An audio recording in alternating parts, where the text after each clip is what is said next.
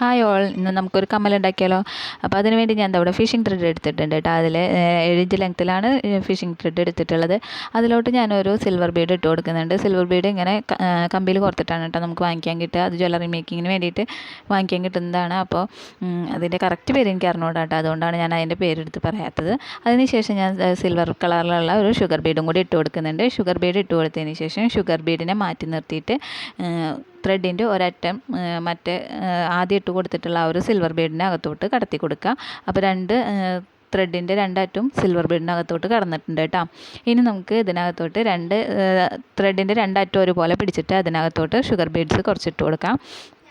അപ്പോൾ ഞാൻ ആദ്യം തന്നെ ഒരു 5 ബീഡ് ഇട്ട് കൊടുക്കുന്നുണ്ട് കേട്ടോ.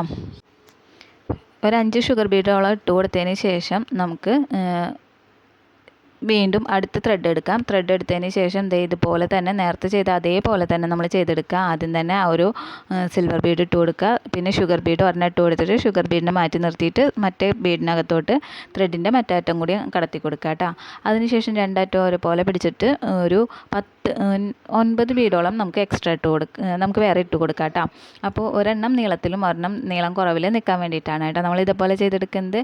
അപ്പോൾ 2 സെറ്റായിട്ടാണ് നമ്മൾ ചെയ്തെടുത്തിട്ടുള്ളത്. അപ്പോൾ ഇതുപോലെ നമുക്ക് കിട്ടുന്നുണ്ട് കേട്ടോ. ഇനി നമുക്ക് 4 ത്രെഡും ഒരേപോലെ വരുന്ന വിധത്തിൽ പിടിച്ചു കൊടുക്കുക. 4 ത്രെഡിൻ്റെയും അറ്റം ഒരുപോലെ വരുന്ന വിധത്തിലാക്കിയിട്ട് നമുക്ക് ഇതുപോലെ ആദ്യം ഒരു ബീഡ് ഇട്ട് കൊടുക്കാം. ബീഡ് ഇട്ട് കൊടുത്തതിന് ശേഷം ഈ ഒരു പർപ്പിൾ കളർ ബീഡാണ് കേട്ടോ ഞാൻ ഇട്ട് കൊടുത്തത്. അതിനുശേഷം അടുത്തതായിട്ട് നമുക്ക് ആ ഒരു സിൽവർ ബീഡ് ഇട്ട് കൊടുക്കാം കേട്ടോ.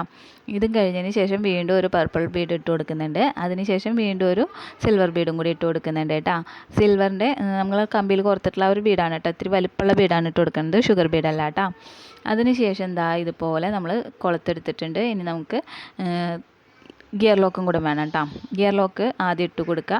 ആ 4 ത്രെഡിൻ്റെ 4 അറ്റം ഒരുപോലെ വെച്ചിട്ട് ഈ ഗിയർ ലോക്ക് കടത്തി കൊടുക്കുക. ഗിയർ ലോക്ക് കടത്തി കൊടുത്തതിന് ശേഷം നമുക്ക് ആ ഒരു കൊളുത്തിട്ട് കൊടുക്കാം. കൊളുത്തിട്ട് കൊടുത്തതിന് ശേഷം നമുക്ക് അതിനകത്തോട്ട് കടത്തി കൊടുക്കാം കേട്ടോ. ഗിയർ ലോക്കിൻ്റെ അകത്തോട്ട് 4 ത്രെഡിൻ്റെ 4 അറ്റം ഗിയർ ലോക്കിനകത്തോട്ട് വീണ്ടും കടത്തി കൊടുക്കണം. കടത്തി കൊടുത്ത് നമ്മളൊന്ന് ടൈറ്റാക്കി കൊടുത്തതിന് ശേഷം നമുക്ക് ജസ്റ്റ് ഒന്ന് പ്രസ് ചെയ്ത് കൊടുക്കാം. ഗിയർ ലോക്ക് ഒന്ന് പ്രസ് ചെയ്ത് കൊടുക്കാം. അപ്പോൾ ഒരുപാട് ടൈറ്റാക്കി നിർത്തരുത്.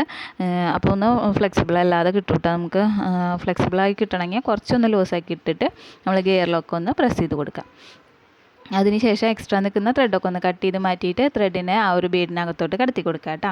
എന്നിട്ട് ഞാൻ ഇതുപോലെ നമ്മുടെ ഹാങ്ങിങ്ങിന് വേണ്ടിയിട്ടുള്ള ഒരു കുളത്തെടുത്തിട്ടുണ്ട്. അതിനിതായി നമ്മുടെ ഈ ഒരു വട്ടക്കണ്ണിയുടെ അകത്തോട്ട് കടത്തി കൊടുത്തിട്ടുണ്ട് കേട്ടോ. ഒന്ന് പ്രസ് ചെയ്ത് അകത്തി കൊടുത്തിട്ട് അതിനകത്തോട്ട് കടത്തി കൊടുത്താൽ മതി കേട്ടോ. അപ്പോൾ 2 കമ്മൽ ഞാനിവിടെ ഉണ്ടാക്കിയെടുത്തിട്ടുണ്ട്. മാല കാണാനുണ്ടല്ലോ, മാലയും കമ്മലും കൂടെ ഒന്നിച്ച് വെച്ചിട്ടുണ്ട് കേട്ടോ. അപ്പോൾ ഇത്രയുള്ള